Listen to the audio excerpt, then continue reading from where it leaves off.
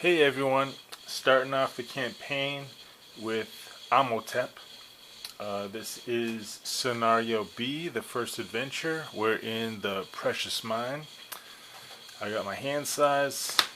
Alright, so advancing the Blessings deck, and we have a Noxious Bomb. Okay, in order Intelligence Craft, Ahmotep's Intelligence is D10. She gets a 3. She does not acquire this item. So she has in her hand an Embalmer. So she's going to go ahead and discard this card to explore the location. So she gets the Wall of Scythes. Dexterity Acrobatics 4. Her dexterity is a D6. She can also do Disable Knowledge. She doesn't have Disable or Knowledge.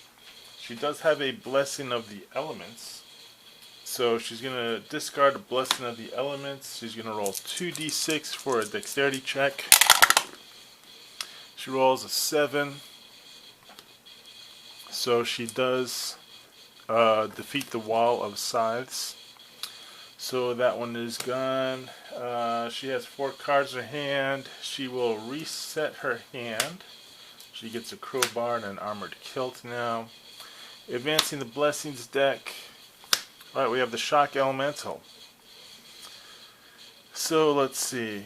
So if you play a weapon that does not have the bludgeoning trait, the difficulty is increased by 2.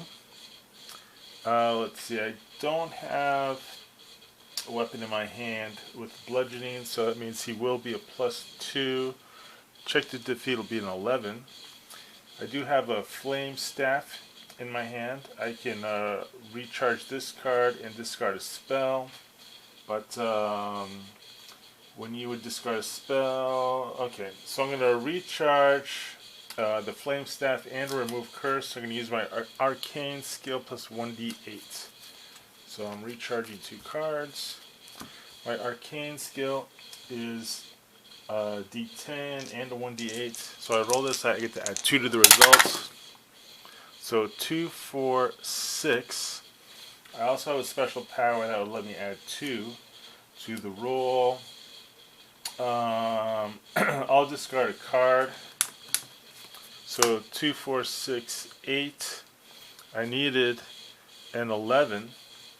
I'll use the armored kilt to round it by half, so I still take 2 points of damage.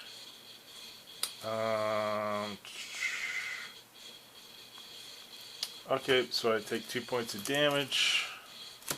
So the Shock Elemental did not defeat the Shock Elemental. It gets shuffled back into the location deck. So I lost my entire hand in that encounter. Let's see where I'm at here. Location deck is shuffled. I'm resetting my hand. Looks pretty good. I got Immolate, a Kopesh, Elemental Treaty, Explorer Staff, Blessing of the Ancients, and the Blessing of the Elements. Alright, advancing the Blessings deck. Potion of Energy Resistance, Intelligence Craft. I have an Intelligence of D10. Rolling that, I got a 4. Okay, cool. So I actually add this to my hand. So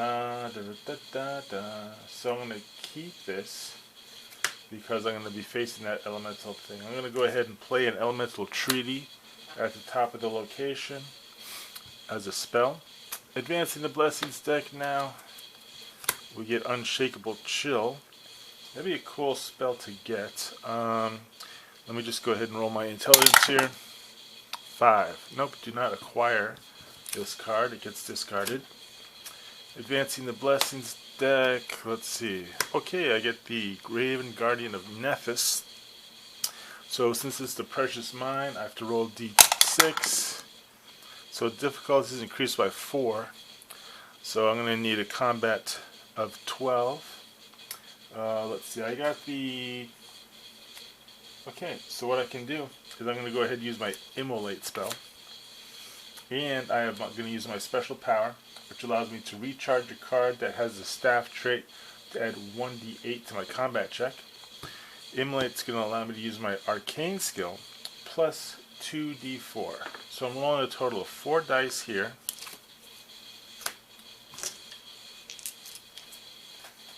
Okay, recharging that staff. Rolling these 4 dice.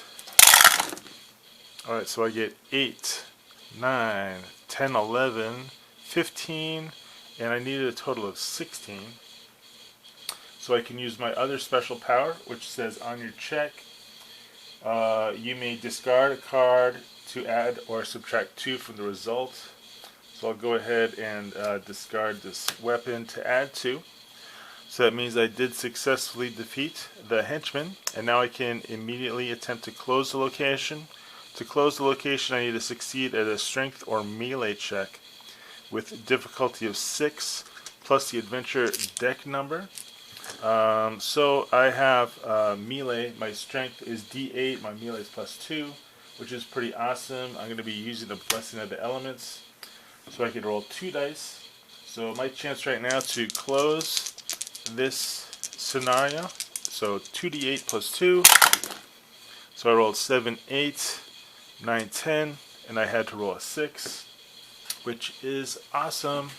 So the way I play is that not only do I have to defeat the henchman or villain. If you defeat a villain, of course, the location's closed automatically. If it's just a henchman, I have to close the location. If I fail, I have to run through all these cards. But as it is, the adventure is completely finished. So what I'm going to do now is, let's go ahead and pan out, because now we get to do the fun stuff. The fun stuff is level up. So let's see what I have here. So basically, looking at all my cards, I got Spore Staff. So these are all the cards that I have, and then these are all my rewards. So this deck, so I got, that was my new item which I got. So a crowbar. So the new thing I got was, okay, so now the reward, of course, for the first scenario are the traders Falsing Deek or Haddon Hopper. So I basically want, I really want to get a new item, because if I get a new item with this guy, since she wants those staffs, so what I'm going to do is I'm going to go to the items now. So I'm shuffling up these items. So Hayden Hopper, he's a trader, so that means that he's going to trade 2 items to me. Let me just randomly determine the 6. 1, 2, 3, 4, 5, 6. So that one, 1, 2, 3, 4, 5. Okay, so the 2 items he has, so he has a magnifying glass or a flash freeze. Unfortunately, I was really hoping to get another staff for her. As it is, my card list here, let's see. So she can have a total of 3 items. So, I'm going to decide whether to keep the potion of energy resistance. It's pretty cool, but I do like to, maybe I'm going to switch it out for that. But anyway, that's the fun stuff. I'm going to rebuild my deck and get ready for the next adventure. Alright, thanks for watching.